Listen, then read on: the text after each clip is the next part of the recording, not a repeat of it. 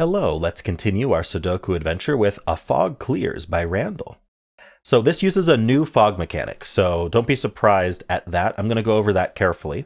So basically, the cells in the grid have been covered by fog, meaning that we don't know what's behind them. There could be anything behind them, including givens and anything listed in the rules. There won't be something not listed in the rules, so you won't be surprised by that at least. But what's new about this fog is normally, if I were to get a correct digit, like let's say this digit was supposed to be 5 and I placed a 5 there, normally the default fog would clear out that cell and all the cells surrounding it. With this new remote fog, or sort of setter controlled fog, maybe a better way to put it, is if this 5 was correct, it could reveal nothing, or it could reveal like 3 cells over here, right? Or like a line of cells here. The setter gets to determine what reveals, if anything, when a digit is correctly placed. All right, so let's go over the other rules very carefully. We do have normal 6x6 Sudoku rules, meaning in every row, every column, and every 2x3 box, we are placing the digits 1 to 6 exactly once each. We also have X sums, so that's this 9 and 14 that are outside the grid.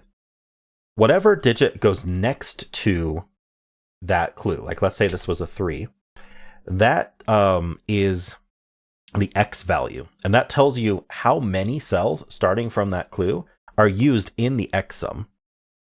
And I guess the rules call it the N value, but the reason it's called X sums is because that's the X value. But anyway, and then we would use all 3 of those cells, including the X itself, to sum to the clue. So these 3 would sum to 9, including this 3. So we could do like 3, 1, 5, for example. So this 3 is telling us use 3 of the cells in the row, the first 3 in the row next to the clue, and the sum of all 3 of them will be 9. So we could do 3, 4, 2 as well. That would work. Or we could do 2, 7 if 7 existed. All right. So the 14 works the same way. We also have V's in the grid. You can't see any right now, but there'll be V's sort of separating 2 cells, either vertically or horizontally.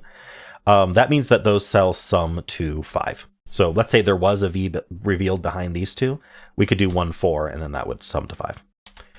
We also have crop key dots in the grid. Digits separated by a black dot have a 1 to 2 ratio.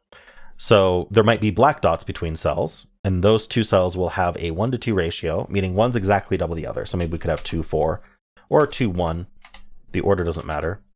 But one of the digits will be double the other across a black dot. If there's not a black dot, that doesn't mean that they aren't 1 to 2 ratio. It's just positive information. We aren't given all the dots. All right, so those are the rules. I'm excited to try this. I haven't tried any of these remote fogs before. There's a link in the description if you'd like to try the puzzle yourself, and I'm going to get started right now. All right, starting with this 9, I think I might have accidentally give it away in the rules, but the only digit that you can put here is a 3 for the X value. If this was a 1, first of all, 1s and X sums are really rare, only for 1 clues, because it only uses itself, so we have a sum of 1. 2 would work in a 9x9, but in a 6x6 we don't have a 7. The only way to do 9 and 2 is 2 plus 7. And so we could do 3, as I talked about a few examples of that. 4 is too big, though, because even if we minimize it as 1, 2, 3, 4, that sums to 10. That's too big. So this is a 3. That's our first digit. Oh, and it revealed these 2 digits over here, a black dot. So what do we know about this black dot? Well, we know that it can't be... so let's talk about some basics of the black dots in a 6x6. So you can't ever put 5 on a black dot. If you try to put a 5, you can't have it to 2.5, and you can't double it to 10. So that's not going to work. So let's talk about the small digit. The small digit is going to be a 1, 2, or 3. Anything bigger than 3, you can't double. And so then it won't be the small digit. It'll be the large digit, or it won't work. And so if we start with a 1, we're going to double that to 2. If our low digit's a 1. If our low digit's a 2, we double that to 4. And if our low digit's a 3, we double that to 6. But the low digit of 3 is gone. So our low digit is 1 or 2. And that's going to be either a 1 with a 2 or a 2 with a 4. Notice that both of those use a 2 as either the low digit or the high digit. So there's always a 2 on this black dot because we can't do 3, 6. And so there's a 2 in one of those 2. And so if we can't use a 2 in this 9 sum, the remaining digits are going to have... So notice this is 3. These 2 need to add to 6. If we can't use a 2, can't do 2, 4. So we're going to have to do 1, 5. That 1, 5 pair comes back, making this a 2, 4 pair. And our final digit is a 6, which goes right there. And that revealed a V over here. Okay. Can't use the 3 in the V, so we're going to have to do a 1-4 pair. The 1 would go with 2. The 4 would also go with 2. So this is always a 2. And it didn't even reveal what's under it. It just revealed over here. I just noticed that. So we get this V.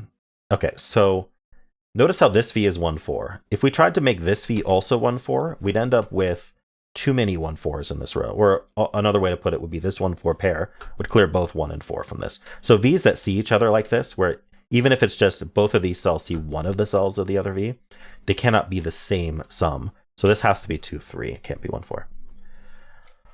Okay, probably time to think about the 14 cage. Let's see, let's look at this pair. I'm going to do some Sudoku first. So this pair is going to be 4-6, and this triple is going to be 1-3-5. I think that'll help this 14. So this isn't 1, 2, or 3 because of this 2-3 pair here. No, it's never 1. So if this was a 4, we already know these add to 10, so these two would add to 4. That would require a 1-3 pair. So this would be 1, this would be 3. And I can actually write that out. This would be 1, this would be 3. If this were a 5, these would already add to 11. And so I would need these 3 cells to add to 3. That doesn't work. So this is definitely a 4. This is a 1. This is a 3. So the only thing that got revealed here was this one cell that's on a V. What are these 2 cells that are left? We need a 2-5. So you can't put a 5 on a V. So that's 2, that's 5. That 2 goes with a 3. Gives us 2 and 3 here. Gives us 4 and 2 here. Interesting. We haven't gotten more revealed, so there must be more Sudoku. This column, we need a 1-5-6. I was trying to see if that was resolved, but it's not. This is just a 5-6 pair. So this is a 2-3 pair. This is a 5-6 pair. This is a 5-6 pair. This 5 tells us the order. That's 6, that's 5. Gives us the 1, 5, and 6. Gives us the 1 and 5. All right, these 2 digits, we have 1, 2, 3, we need 4 and 6. The 6 tells us this is 4, this is 6. All right, and that reveals a black dot here. Interesting. So we're really being led through a specific path here. This can't be 5, because it's not a black dot. We talked about that, so that's 1, 2. And that reveals the whole rest of the puzzle. Interesting. So that's 3 and 2, that's 5 and 6, that's 5, 4, and 6. The rest of this is 1, 3, and 4. This is the 3, this is the 1, this is the 4. All right. Neat use of that mechanic, Randall. Really led us through the solve, forced us to do it in the way you wanted us to, which is interesting. I wonder how this solves without the fog. I always wonder that. Like, is it easier without the fog, or maybe it's harder because you aren't directed on where to look? Always a good question to ask. But cool. The path would be different because, like, this last black dot, for example, didn't get revealed till right at the end. Cool. Well, I enjoyed that. Hope you did too. If you enjoyed it, then why not leave a like, subscribe, and a kind comment below.